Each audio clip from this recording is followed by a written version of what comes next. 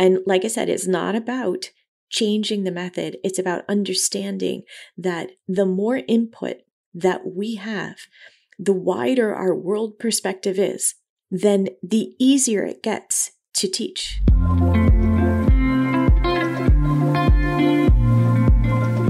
Welcome. Stick around if you want to learn about the art and philosophy of beautiful movement mixed with evidence-based exercise science.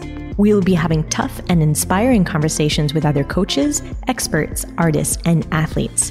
Our goal is to challenge myths, explore concepts, and engage in healthy debate as we dive deep with intrigue and curiosity. I'm your host, Hannah Deutscher. I've been teaching dance, Pilates, and yoga for over 2 decades. And what I've learned is that movement can be the joy that integrates us all together. When we can trust and express ourselves through our bodies, we are unlimited in our ability to change ourselves and our communities for the better. We, as movement teachers and coaches, have the power to help people experience this for themselves. Okay, everyone, let's dive in. Exchanging ideas and changing people's lives one session at a time. This is the Pilates Exchange. Welcome back, everyone. I'm glad that you are here. If you were listening to this in September or early October of 2024, I need you to go right now into those show notes and get a hold of our free creativity challenge. We're doing it just in a couple weeks, and you are invited to a whole 5 days of creativity challenge for teachers. Okay, so I really want you to grab that because we're going to be talking about creativity right now in this podcast and why it is so important. It's a skill set that you need for your teaching. What is creativity? What are we talking about? Now, on all of our social media, so between Christian and I, you'll notice that we put a lot of value on creativity. We do that because not only because we're dancers and blah, blah, blah, like all that, or former dancers, I should say. We realize that creativity is a skill set that can help you with so many different aspects of your teaching. It's not just about generating more movement or changing the Pilates system or anything. It's not about that. It is, sometimes we do make changes in movement, and that is part of the skills that we're going to be teaching in this free challenge coming up. Creativity is a mindset.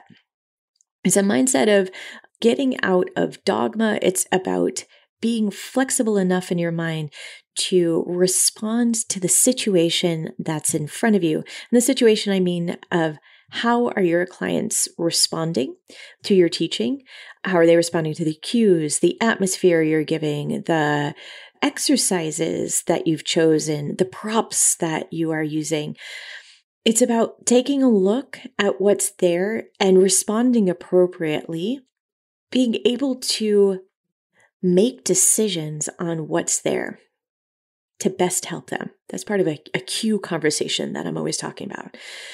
If we are too narrow in our thinking, and it happens to all of us in certain ways, but if we're too narrow in what our thinking is, we do our clients a disservice because we are not able to meet them where they are. So creativity comes in a lot of different forms. The one that Chris and I are going to be really diving deep on is creativity in movement. And before, all of my traditional Pilates people, classical people go up in arms and throw their hands that we want to change everything. No, we do not. We love the original form. We love the original exercises. All of that, we teach that. And not everybody can do those exercises. And we could still give them an incredible Pilates experience if we know how to adapt for the body that's in front of us. And the only way that we do that is by understanding the movement creativity tools and being able to apply them quickly in the moment to help the person achieve it. While we do love creativity with props and all that kind of stuff, and that's a choreographic preference for us. We enjoy it. It makes us happy. Our clients enjoy it because it gives them something else to do. It gives them, an extra pizzazz for the day. So, that's a win-win there. It's still recognizable Pilates in the classes that it's supposed to be Pilates. The tools that we use once practiced are so easy and fast to apply in any situation so that you are always, it's definitely not reinventing the wheel, but you're always staying fresh with that teaching because you're able to respond quick and that's good. These skills, when applied to, say, a different prop or even a reformer or a Cadillac or whatever you're working with, these skills that are there, these creativity skills, will save you from having to buy another, I'm going to piss off a lot of people, but you don't need to take another workshop on how to use the mini ball. You don't need another workshop on how to use the oeuvre or whatever it is. You're just going to use your common sense and the skills and these creativity tools and see what you can come up with. Then that will help you go further. You don't need to be wasting your money on a weekend workshop on yoga belts. You don't. You just need the skills and how to use that and how to be critically thinking on how to use it. And that's great news for you. That's such great news because it's going to not only empower your teaching. I think a lot of these bigger, not to be named companies, they keep on selling you workshops and they do it in a way that makes you feel inferior. That makes you feel like, oh, if I don't know how to use this specific prop, then I'm not allowed to teach it.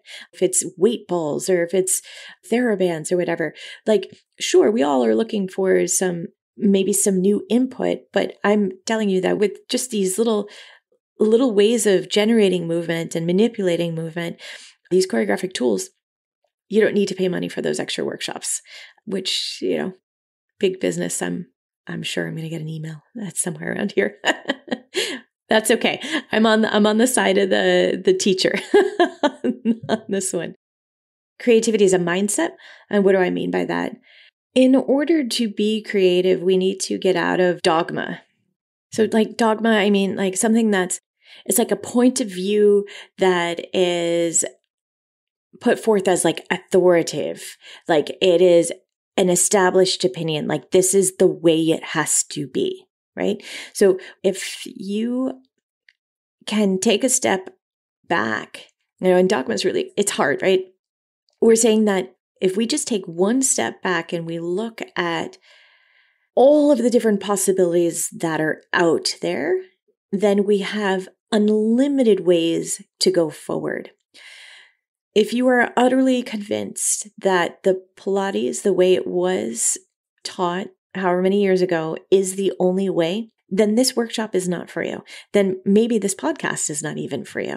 But if you are thinking that we have this beautiful method and there's more input that we could be bringing to the table. What's the latest exercise science research? What do other methods have to teach us? How can we learn from their different professors and master teachers from, gyrotonics, from dance? We have a lot of dancers that come on here. What can we learn from yoga? So if we open our minds just a little bit and take in those other inputs, we could so help us in our teaching going forward. And like I said, it's not about changing the method. It's about understanding that the more input that we have, the wider our world perspective is, then the easier it gets to teach. It does, because we have then so many more tools in our toolbox. It's no longer scary when you have a person with a situation that you've never seen or dealt with before, whether it's from disease or injury or personality type. We just roll with it, and we have this toolbox that we just jump into, and then we change our path, change our method just slightly. You're still staying authentic, teachers, but you're changing it just slightly so you can meet that person where they are. But if we cling to a narrow perspective of what that has to look like, then we're not doing ourselves any good either, because it's way more stressful to teach like that. It's very, very hard to feel that you need to do everything perfect, but that you need to fix everyone and everything into this one tiny shape or exercise shape of the Pilates.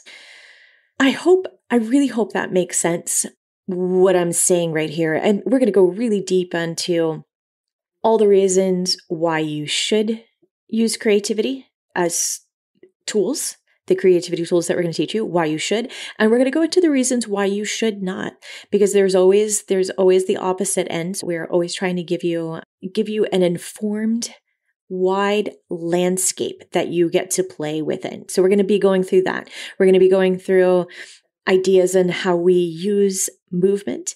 This workshop is for any Pilates teacher, mat teacher, equipment teacher. We're going to be thinking and talking through props.